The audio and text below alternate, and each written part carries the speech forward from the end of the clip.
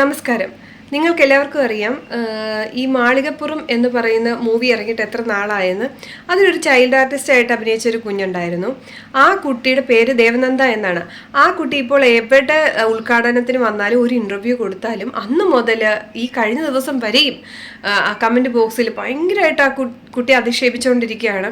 ജനിച്ചപ്പോഴേ തള്ളയായിപ്പോയി, ജനിച്ചപ്പോഴേ അമ്മച്ചിയായിപ്പോയി, ഇത് വാ തുറക്കാതിരുന്നാൽ നന്നായിരുന്നു എന്നൊക്കെ പറഞ്ഞ് ആ ഒരു കൊച്ചു കുഞ്ഞിനെ ഇനി ഒന്നുമില്ല ആൾക്കാർ പറയാൻ ബാക്കി. കാരണം എന്നാ, ആ കൊച്ചെന്തെങ്കിലും മോശമായിട്ട് ചെയ്തിട്ടാണോ? അല്ല, സമൂഹത്തിലിറങ്ങി വളരെ പക്വതയോടെയും നീറ്റായിട്ടും വളരെ നല്ല രീതിയിൽ സംസാരിക്കാൻ കഴിവുള്ള ഒരു കുഞ്ഞാണ്.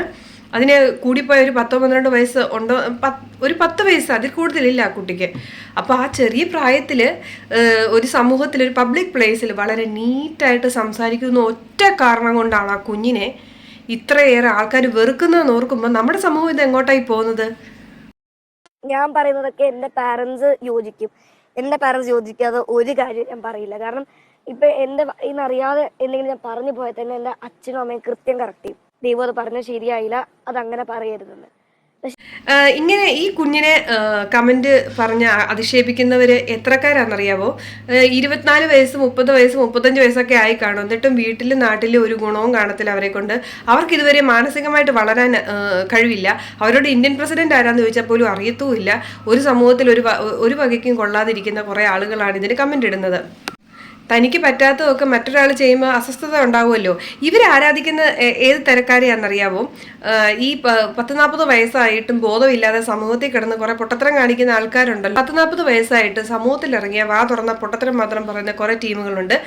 അങ്ങനെയുള്ള ആളുകളെയാണ് ഇവർ ആരാധിക്കുന്നത്. അപ്പോൾ അവർക്ക് ഇതിൽ നിന്ന് വ്യത്യസ്തമായിട്ടൊരു കൊച്ചു കുഞ്ഞ് മാന്യമായിട്ട് സംസാരിക്കുന്ന കാണുമ്പോൾ ഭയങ്കര അസ്വസ്ഥതകളൊക്കെ തോന്നാറുണ്ട്. ആ ഒരു വിഷമമാണ് ഇവർ കമന്റ് ബോക്സിൽ ഇങ്ങനെ കാണിച്ചുകൊണ്ടിരിക്കുന്നത് കേട്ടോ. ഇത് വളരെ ഇവരാഗ്രഹിക്കുന്ന കുഞ്ഞുങ്ങൾ ക്യൂട്ട്നെസ് വാരി വിതറുക എന്ന് പറഞ്ഞാൽ കുഞ്ഞുങ്ങളെ ക്യൂട്ടായിട്ടുള്ള ഒരാൾക്കാരാണ് അവർ. ക്യൂട്ട്നെസ് കാണിക്കേണ്ട കാര്യമൊന്നുമില്ല. അവരെന്ത് ചെയ്താലും വളരെ ക്യൂട്ടാണ്. ഈ മോള് ഇത്ര ചെറിയ പ്രായത്തിൽ ഇത്ര നന്നായിട്ട് സംസാരിക്കുമ്പോൾ എനിക്ക് വളരെ ക്യൂട്ടായിട്ട് തന്നെയാണ് തോന്നാറ്. ഇവരെ സംബന്ധിച്ചുള്ള ക്യൂട്ട്നെസ് എന്താണെന്ന് വെച്ചാൽ ഈ കൊച്ചു കുഞ്ഞുങ്ങൾ സമൂഹ മാധ്യമത്തിൽ വന്ന് തെറി പറയുകയോ അല്ലെങ്കിൽ എന്തെങ്കിലും പൊട്ടത്തരമൊക്കെ വിളിച്ച് പറയുന്നത് ഈ അമ്മമാർ ഒരു ബോധവും ഇല്ലാതെ അതെടുത്ത് വീഡിയോ എടുത്ത് ഇടും. ആ കുഞ്ഞുങ്ങൾ ഭാവിയിൽ അത് കണ്ടു കഴിയുമ്പോൾ അവർക്ക് എന്തോരം വിഷമം വരും. ചിലപ്പോൾ കുഞ്ഞിൻ്റെ വായിൽ നിന്ന് വന്ന അബദ്ധം ആയിരിക്കാം. കുഞ്ഞുങ്ങൾ എത്ര ഇന്നസെന്റ് ആയിട്ട് പെരുമാറുന്നവർ, അവരെ അറിവില്ലാതെ ആരെങ്കിലുമൊക്കെ അനുകരിക്കുന്നോ എന്തെങ്കിലുമൊക്കെ ആയിരിക്കാം.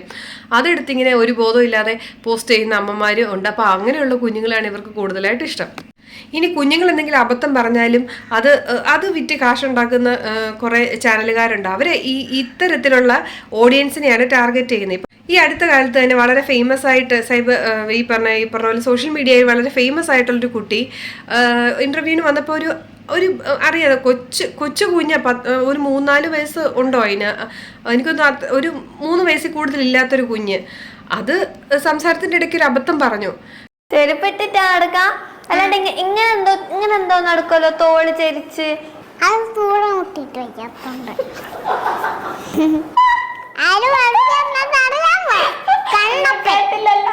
ആക്ച്വലി അവിടെ ഇരുന്ന പേരൻസിന് വേണമെങ്കിൽ പറയാം ഇത് ടെലികാസ്റ്റ് ചെയ്യരുത്, അല്ലെങ്കിൽ ഇത് ആ ചാനലുകാർക്ക് വേണ്ടി എഡിറ്റ് ചെയ്ത് മാറ്റാം. പക്ഷെ അവർക്ക് എന്താ ഇഷ്ടം? ഇത്തരം കാര്യങ്ങളൊക്കെ പറയുമ്പോൾ ഒരു പ്രത്യേകതരം ഓഡിയൻസിൻ്റെ കയ്യടി കിട്ടും. അതുകൊണ്ട് അവരതെടുത്ത് അതെടുത്ത് അവർ ടെലികാസ്റ്റ് ചെയ്തു. അവർക്ക് വൈറലാവണം, അതിനു വേണ്ടി ടെലികാസ്റ്റ് ചെയ്തു. പക്ഷെ ഭാവിയിൽ ഈ കുഞ്ഞ് ഇത് കാണുമ്പോൾ ആ കുഞ്ഞിന് ഭയങ്കരമായ മാനസിക ബുദ്ധിമുട്ടുണ്ടാകും.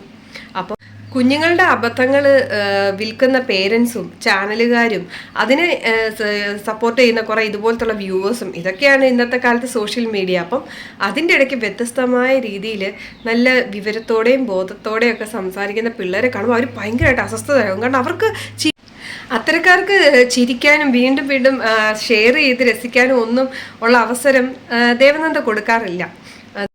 അത്തരക്കാരെ എൻ്റർടൈൻ ചെയ്യുന്ന യാതൊരു കാര്യവും ഈ ദേവനന്ദ പറയാറില്ല. അതാണ് അത്തരക്കാർക്ക് ഒരു അസ്വസ്ഥത ഉണ്ടാക്കുന്നത്. അവർക്ക് ഷെയർ ചെയ്യാൻ, അവർക്ക് ഭയങ്കരമായിട്ട് സെലിബ്രേറ്റ് ചെയ്യാനുള്ള അബദ്ധങ്ങളൊന്നും ആ കുട്ടിയുടെ വായിന്ന് വരാറില്ല. കാരണം ആ കുട്ടി സംസാരിക്കുമ്പോഴേ നമുക്ക് മനസ്സിലാവും അവരുടെ വീട്ടിലെ ആളുകൾ എത്രത്തോളം പക്വതയോടുകൂടിയാണ് ആ കുഞ്ഞിന് മുന്നിൽ വെച്ച് സംസാരിക്കുന്നത്.